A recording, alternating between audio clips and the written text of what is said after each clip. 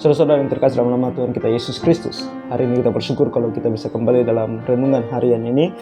Nah, sebelum kita mendengarkan firman Tuhan atau merenungkan firman Tuhan bersama-sama, mari kita nyanyikan pujian nomor 253, Hai Bangkit Bagi Yesus.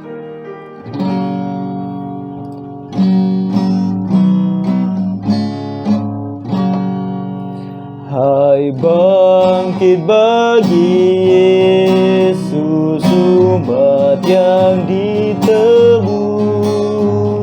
Angkatlah tinggi-tinggi panji salib Kristus.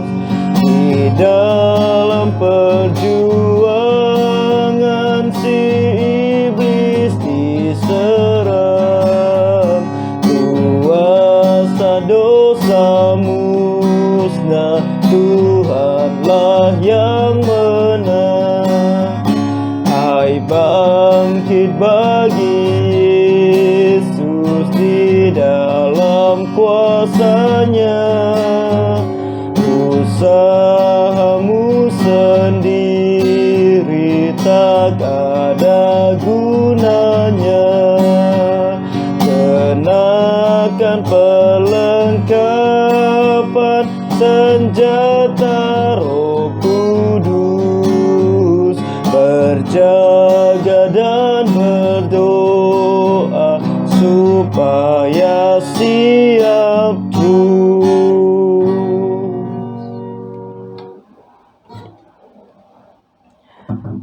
Mari kita sama-sama membuka Alkitab kita dari Mazmur.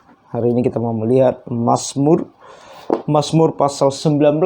Nah, kita mulai ayat 1 sampai 7 saya akan bacakan bagi kita. Mazmur 19 ayat 1 sampai 7. Firman Tuhan berkata, untuk pemimpin biduan Mazmur Daud, langit menceritakan kemuliaan Allah dan cakrawala memberitakan pekerjaan tangannya.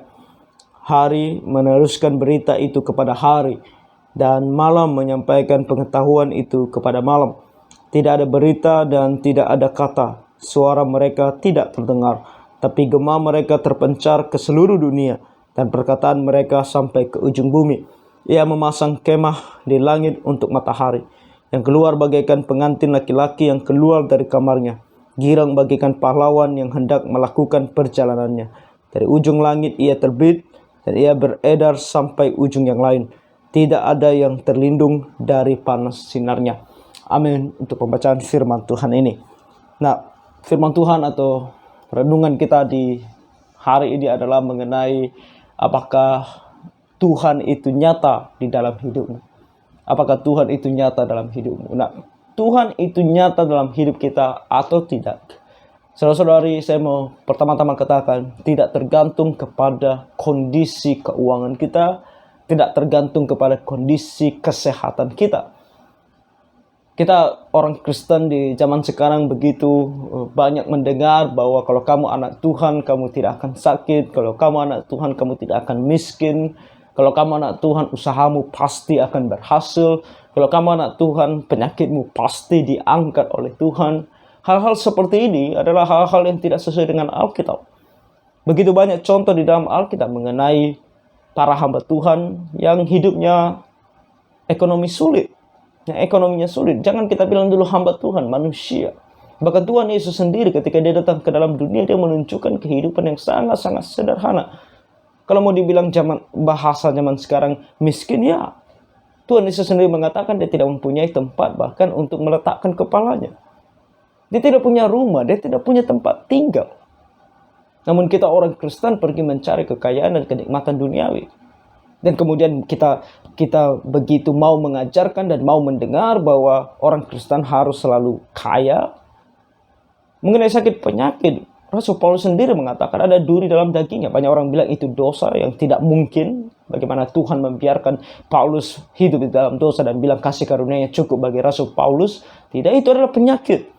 Dan ketika Rasul Paulus berdoa bahkan sampai 3 kali, apa yang dilakukan oleh Tuhan? Tuhan tidak sembuhkan dia. Tuhan tidak sembuhkan dia. Jadi kalau orang Kristen harus sehat, itulah kebohongan. Kalau orang Kristen harus kaya, tidak bisa miskin, itu adalah sebuah kebohongan. Dan Tuhan tidak dinyatakan dalam semuanya ini. Tuhan tidak dinyatakan dalam dompet kita yang tebal. Tuhan dinyatakan dari gaya hidup kita. Tuhan dinyatakan dari cara kita hidup. Tuhan dinyatakan dari apa yang kita katakan dan apa kita perbuat. Saudari, begitu banyak orang dalam dunia ini tidak mengenal Tuhan. Dan bahkan mereka terang-terangan mengatakan bahwa Tuhan itu tidak ada. Itu adalah kaum ateis yang pernah kita dengar. Mereka mengatakan bahwa Tuhan itu tidak ada. Dalam Alkitab dikatakan bahwa mereka adalah orang bebal. Kenapa Tuhan katakan mereka adalah orang bebal? Karena Tuhan sudah menunjukkan bahwa Dia ada, yaitu melalui ciptaannya. Itu dari kita lihat dalam Mazmur 19 ayat 1-7. Bagaimana digambarkan kepada kita bahwa ciptaan Tuhan menggambarkan bahwa Tuhan itu ada. Dan setiap orang yang berpengetahuan selalu berpikir bahwa ada sesosok pribadi yang jauh lebih besar daripada dia. Dan itu yang disebut sebagai Allah.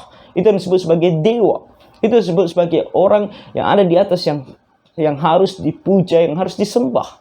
Makanya kaum ateis dikatakan dalam Alkitab adalah orang bebal. Kenapa? Karena mereka tahu semuanya ini. Dan hati nurani mereka berbicara juga seperti itu. Namun mereka menolaknya. Mereka tidak mau ikuti itu. Mereka bebal. Itu yang dikatakan oleh Alkitab. Tapi kita orang Kristen, kita bersyukur karena kita diberikan Tuhan kemampuan untuk mengenal, bukan hanya tahu bahwa Tuhan itu ada, tapi bahkan mengenal yang namanya Allah yang hidup dan yang benar. Allah yang betul-betul hidup, sang pencipta langit dan bumi beserta segala isinya. Dan yang benar, yang akan membawa kita ke surga. Dan itu kita kenal di dalam nama Tuhan kita Yesus Kristus, yang memberikan kita jaminan keselamatan, yang mencurahkan darahnya di atas kayu salib, supaya kita mendapatkan pengampunan dosa dan memberikan kita jaminan yang pasti bahwa kita akan pergi ke surga. Nah, kita sangat bersyukur akan hal itu. Tapi apakah Tuhan nyata dalam hidup kita? Nah, supaya kita tahu bagaimana menyatakan Tuhan dalam hidup kita. Dan saya mau kita membaca satu ayat lagi dua ayat, Daniel pasal 3. Dan ini adalah perkataan dari teman-teman Daniel, Sadrak, Mesak, dan Abednego. Sesaat sebelum mereka dilemparkan ke dalam api yang menghanguskan. Dan dikatakan di sini ketika mereka menjawab raja, apa yang mereka katakan kepada raja? Dikatakan di pasal yang ketiga, di ayatnya yang ke-16 dan ke-17, dikatakan di sini. Lalu Sadrak, Mesak, dan Abednego menjawab Raja Nebukadnezar, tidak ada gunanya kami memberi jawab kepada Tuanku dalam hal ini. Jika Allah kami yang kami puja sanggup melepaskan kami, maka Ia akan melepaskan kami dari perapian yang menyala-nyala itu, dan dari dalam tanganmu, ya Raja.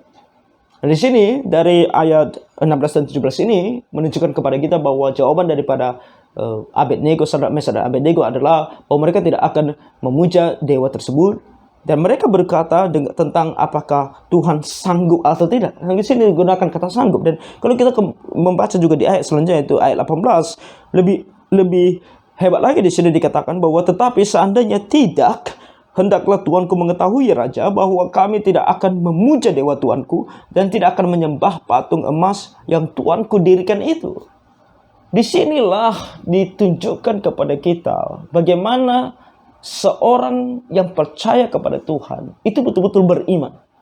Yaitu ketika dia sanggup bahkan mengikut Tuhan yang dalam tanda kutip tidak sanggup menolong dia. Orang Kristen sekarang suka Tuhan yang harus selalu sanggup menolong dia. Dan hanya mau menyatakan Tuhan melalui kesanggupan Tuhan menolong dia.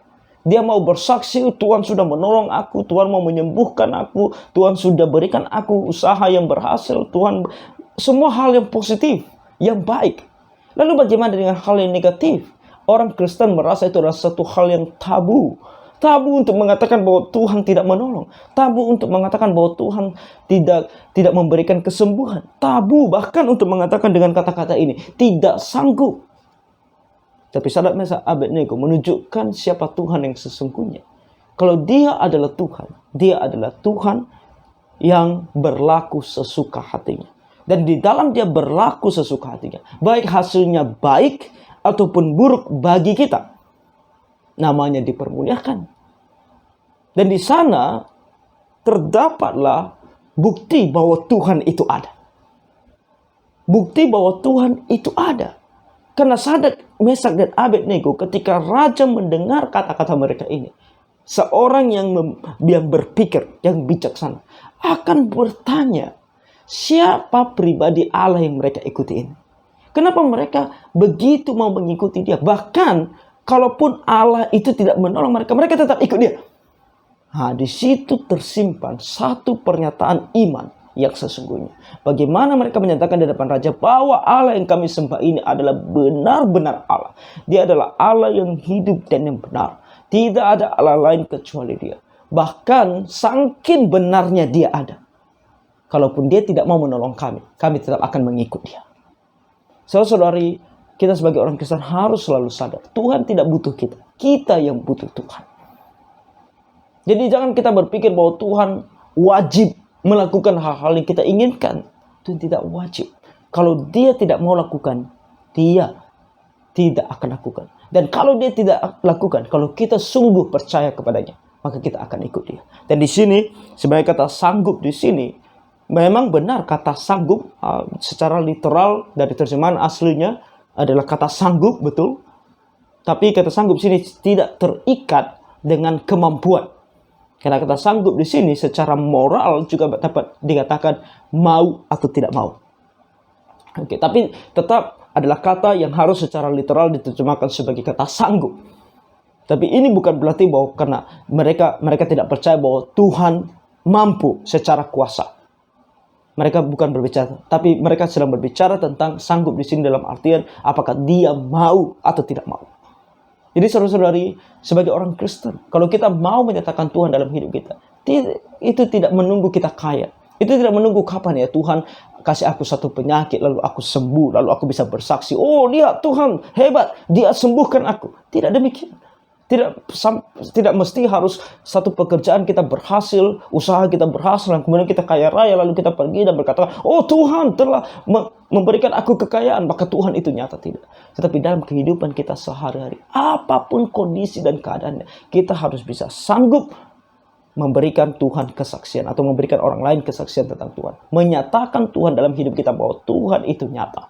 Nah, secara kita mau katakan secara detail atau secara praktisnya seperti apa? Ya, dimulai dari hal-hal kecil, yaitu menaati kebenaran firman Tuhan. Dan menaati kebenaran firman contohnya di hari Minggu. Ketika Tuhan katakan ingat dan kuduskanlah hari Sabat, apa yang kamu lakukan di hari Minggu? Apakah kamu menguduskannya? Nah, kalau kamu menguduskannya, itu menunjukkan bahwa Tuhan nyata dalam hidupmu. Karena dalam menguduskan hari Sabat itu tidak mudah. Kita ditekan oleh begitu banyak hal, baik secara sosial maupun secara ekonomi maupun secara keluarga. Keluarga bisa menentang kita. Ekonomi bisa membuat kita tidak pergi beribadah karena kita pikir bekerja lebih baik. Sosial, teman-teman, sahabat yang mengajak kita pergi kemana-mana pada hari Minggu, kita harus tolak mereka. Atau acara-acara lain dalam keluarga. Saudara-saudara, ini tidak mudah. Tapi kalau kita terus menyatakan, berfokus, bertekad, bahwa hari Minggu aku harus beribadah kepada Tuhan, apapun kondisinya. Nah, itulah Tuhan nyata dalam hidup kita. Tuhan nyata. Kalaupun aku harus miskin oleh karena aku harus beribadah pada hari Minggu, aku akan tidak beribadah pada hari Minggu. Disitulah Tuhan nyata dalam hidup kita. Dalam kehidupan kita sehari-hari, dalam pekerjaan, dalam kehidupan sosial. Ketika ada yang mengajak kita untuk melakukan dosa, berbisnis dengan cara yang salah, dengan tidak sesuai dengan firman Tuhan.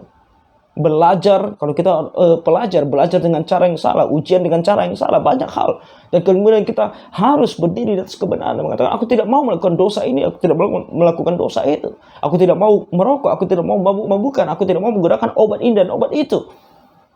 Dalam hal berpacaran zaman sekarang, anak-anak muda, aku tidak mau bersama dengan pacarku pergi kemana-mana dan kemudian melakukan hal-hal yang termasuk dalam hal perzinahan. Oh, dia bilang, kamu tidak sayang sama aku, terserah. Situlah Tuhan nyata dalam hidup kita. Dengan gaya, cara hidup kita yang kudus di hadapan Tuhan. Dengan kata-kata kita, tindakan kita yang mengikuti kebenaran firman Tuhan. Situlah Tuhan nyata dalam hidup kita. Jadi saudara-saudari, apakah Tuhan nyata dalam hidupmu sebagai orang Kristen? Dan dengan demikian, orang akan bisa melihat Tuhan yang sesungguhnya. Kiranya Tuhan menolong kita. Saya mau kita nyanyikan satu ayat lagi dari lagu tadi. Lagu 253 tadi. Ayatnya yang terakhir. Hai bangkit bagi Yesus, tak lama berperang. Pastilah umat Tuhan kelak akan menang. Pahala tersedia, mahkota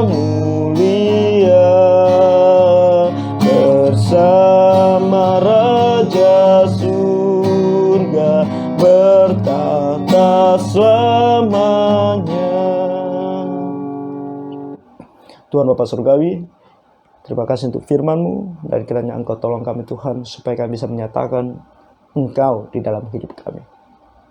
Nama Tuhan Yesus kami memohon. Amin. Demikian renungan kita hari ini. Tuhan memberkati.